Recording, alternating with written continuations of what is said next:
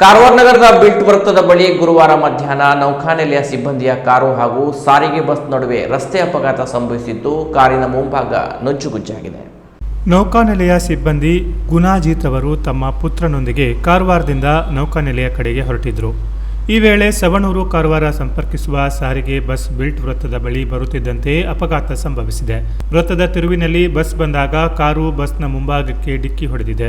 ಡಿಕ್ಕಿಯ ರಭಸಕ್ಕೆ ಕಾರಿನ air bag ತೆರೆದಿದ್ದು ಮುಂಭಾಗ ಸಂಪೂರ್ಣ ಜಖಂಗೊಂಡಿದೆ. ಅಲ್ಲದೆ ಆಯಿಲ್ ಕೂಡ ಸೋರುತ್ತಿದ್ದು ಗಾಬರಿಗೊಂಡ ಸಾರ್ವಜನಿಕರು ಕಾರು ಚಾಲಕನನ್ನು ಹೊರಬರುವಂತೆ ತಿಳಿಸಿದ್ದಾರೆ. ಕೂಡಲೇ ಕಾರಿನ ಚಾಲಕ ಹಾಗೂ ಆತನ ಪುತ್ರ ಹೊರಬಂದಿದ್ದಾರೆ.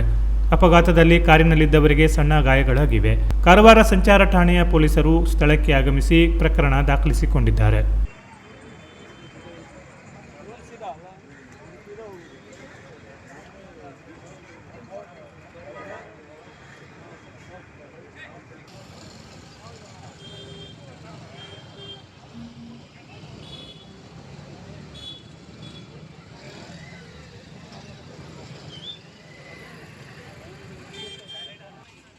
विजय कर्नाटक मैं ब्रिज के नीचे ही हूँ जहाँ कारवार कोर्ट के लिए पानी ले रहा हूँ. ठीक है, थोड़ा सा चोट लगा है.